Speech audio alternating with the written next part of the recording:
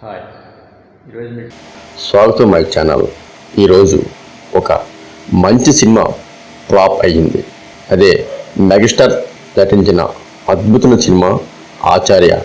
ఈ సినిమా ఎందుకు ఫ్లాప్ అయింది, అసలు నిజం ఏమిటి అనేది ఈరోజు మనం తెలుసుకోవచ్చు. ఆచార్య ఒక భారీ ఆశ, ఒక భారీ భారంగా మారిన కథ. తెలుగు సినిమా చరిత్రలో కొన్ని సినిమాలు ఉంటాయి, వాటిని చూసినప్పుడు మనం అడిగే ప్రశ్న ఒకటే: ఇంత పెద్ద హీరో, ఇంత మంచి దర్శకుడు అయినా ఇది ఎందుకు పని చేయలేదు? ఆ జాబితాలో ముందు వరుసలో నిలిచే పేరు ఆచార్య. మెగాస్టార్ చిరంజీవి సక్సెస్కు మారుపేరు, మాస్ ఆడియన్స్కి నమ్మకం. మరి అలాంటి హీరో చేసిన సామాజిక సందేశం ఉన్న సినిమా ఎందుకు ప్రేక్షకులను కదిలించలేకపోయింది? ఈ కథ టోర్స్ గురించి కాదు, హేటర్స్ గురించి కాదు. ఇది ఆచార్య సినిమా పుట్టినప్పటి నుంచి థియేటర్లో నిశ్శబ్దంగా కూర్చున్న చివరి షో వరకు జరిగిన నిజం. కొరటాల శివ మంచి దర్శకుడు, మిర్చి, శ్రీమంతుడు, జనతా గ్యారేజ్ వంటి సినిమాలతో సోషల్ మెసేజ్ ప్లస్ కమర్షియల్ అనే ఫార్ములాను సక్సెస్గా మార్చిన దర్శకుడు కొరటాల శివ. ఆయన దగ్గర ఒక కొత్త ఐడియా ఉంది. గ్రామం కోసం పోరాడే ఒక వ్యక్తి, ఆయుధం కాదు ఆలోచన అతని బలం. ఇది వినగానే చిరంజీవి నచ్చి తప్పర్లు కొట్టి వెంటనే స్క్రిప్ట్కి ఓకే చెప్పారు. కానీ ఇది సాధారణ కథ కాదు, ఇది పూర్తిగా సందేశం మీద నడిచే కథ.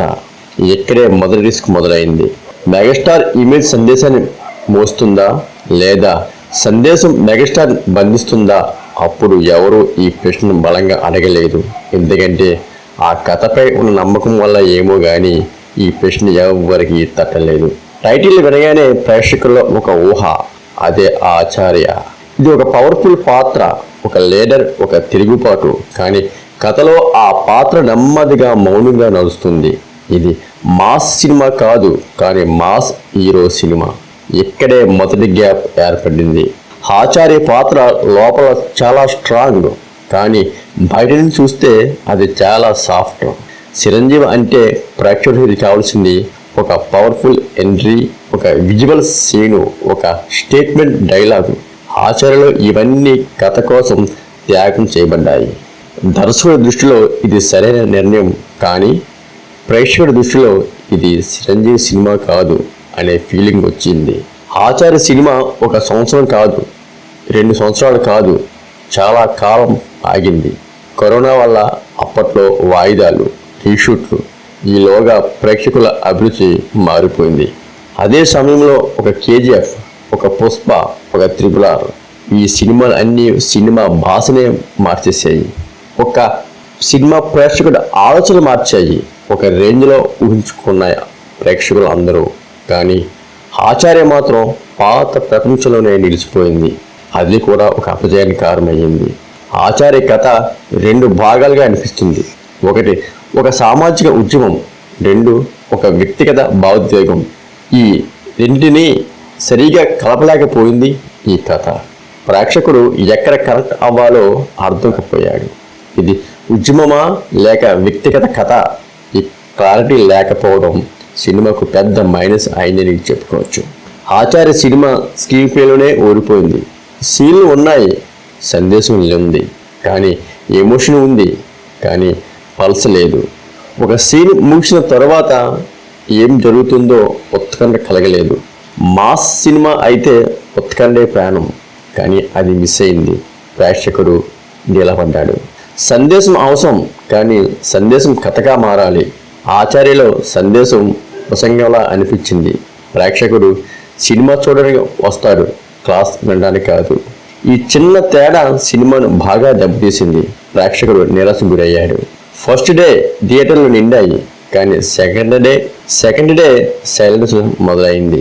పబ్లిక్ టాక్ ఎలా మారింది? చెడు సినిమా కాదు, కానీ చిరంజీవి సినిమా కాదు. ఒక వాక్యం ఆచార్యకి శాపంగా మారింది.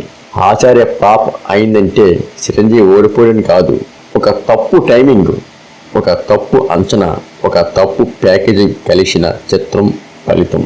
కథ చెడ్డది కాదు, ఉద్దేశం తప్పు కాదు, కానీ ప్రేక్షకుడి మనసును అంచనా వేయడంలో ఈ సినిమా తప్పు చేసిందనే భావన.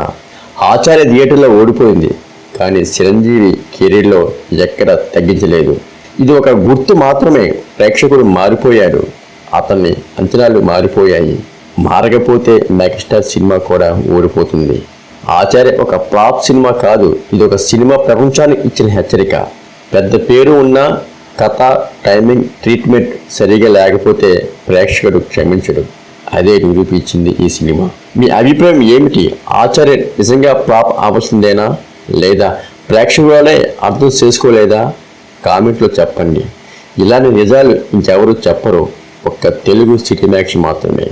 మరిన్ని సినిమాల గురించి, సినిమా వెనుకున్న బ్యాక్ స్టోరీ గురించి తెలుసుకోవాలంటే తప్పకుండా మీరు తెలుగు సినిమాక్స్ ఛానల్ సబ్స్క్రైబ్ చేసుకోండి. సినిమాలు వస్తుంటాయి, పోతుంటాయి, కానీ మెగాస్టార్ రేంజ్ ఎప్పటికీ తగ్గదు. అది ఎప్పుడు అలానే ఉంటుంది. Thank you friends, thank you all Chiranjeevi association members. Thank you.